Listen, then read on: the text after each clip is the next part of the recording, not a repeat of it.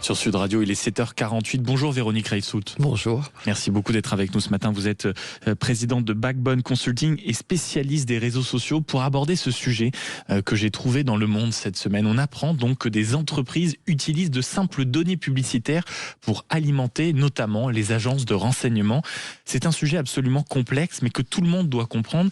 Est-ce que vous pouvez d'abord nous dire ce que sont des prestations de advertising intelligence ? En fait, quand il y a des publicités, vous laissez des traces un peu partout, vous donnez des renseignements sur là où vous êtes, mais aussi ce que vous avez regardé avant, ce qu'on appelle ça les cookies de navigation, entre autres. Et donc, en fait, ce sont des sociétés qui vont vous donner les informations de ce type-là pour normalement mieux cibler pour d'autres publicités, voire pour avoir des informations sur les personnes. Alors, bien souvent, c'est plutôt massifié. C'est-à-dire, par exemple, à Tokyo, les données de ce type-là permettent de réguler les feux rouges, permettent de réguler la réalité de comment on se déplace dans la ville. C'est vraiment connecté au quotidien d'une certaine manière. Exactement, mais c'est massifié, c'est pas une information sur une personne. Là, ce sujet-là finit par devenir une information sur une personne, donc c'est peut-être là le sujet. Et on y reviendra. L'idée, c'est que désormais, de plus en plus d'entreprises, en réalité, proposent de vendre ces données de façon, comme vous le disiez, très personnelle, notamment à quoi ? À des États, des agences de renseignement ? C'est ce qui semblerait que ce soit plutôt à des agences de renseignement de l'État. Donc là, on peut se demander si c'est bien ou mal. A priori, il y a quand même une logique de protection des citoyens. Après, quand ce sont des renseignements vraiment très personnalisés qui sont censés être protégés, en particulier en Europe avec le RGPD, mais globalement, vous n'avez pas non plus à donner des informations qui ont été récoltées sans que la personne soit consciente de ce qu'elle est en train de vous laisser comme information. Alors, la défense à chaque fois est de dire mais vous avez signé les conditions d'utilisation. Oui. Vous n'êtes pas forcément conscient. Je suis curieux de savoir le pourcentage de personnes qui lisent réellement on va dire Ceci dit, à partir sur le sujet des pourcentages aussi, il y a visiblement pas non plus toutes les informations qui sont récoltées de façon aussi fine.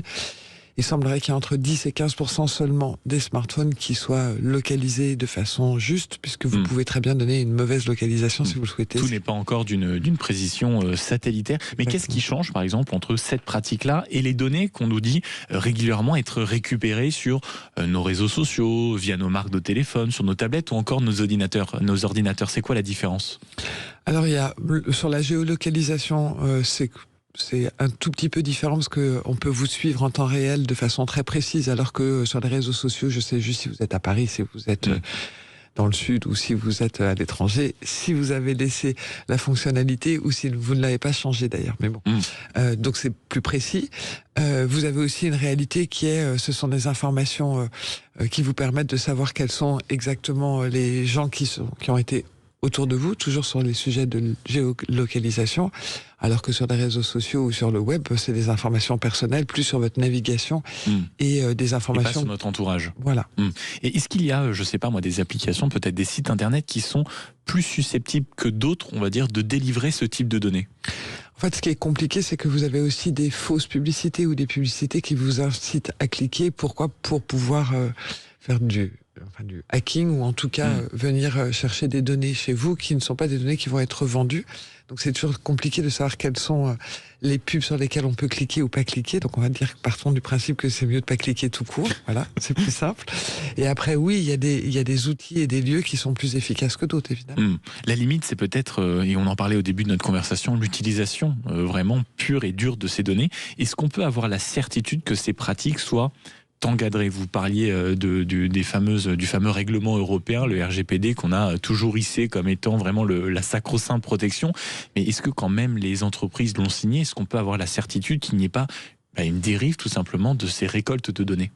Ah ben non, on ne peut pas avoir la certitude, oui, d'accord. C'est évident. Même le RGPD, l'intention est bonne, mais la réalisation parfois est un peu complexe parce que on va utiliser des astuces pour vous faire cliquer sur oui pour accepter le traitement de l'ensemble de vos données. C'est parfois avec des techniques de nudge qui en gros font que vous avez un réflexe pour appuyer sur un bouton parce que voilà, ça active dans votre cerveau des habitudes et des repères classiques.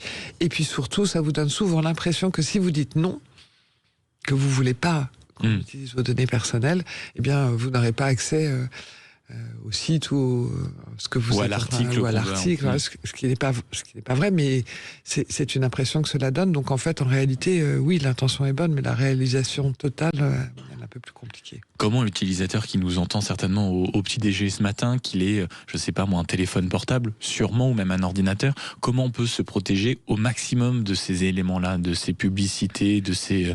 voilà. Alors, d'aucuns vous expliquent que quand vous avez de toute façon un téléphone portable à côté de vous, autant vous dire que le monde entier peut vous entendre. Voilà. On va dire que de l'éteindre, de ne pas laisser Siri ou d'autres outils de ce type-là constamment peuvent aider. Et puis surtout, c'est le sujet de la géolocalisation. Donc, l'avantage de laisser la géolocalisation, c'est que vos proches peuvent savoir où vous êtes, que ça peut être très utile dans certains cas, et en particulier, ça vous permet aussi de savoir où est votre téléphone si on vous le vole. L'inconvénient, c'est que on peut savoir où est votre téléphone.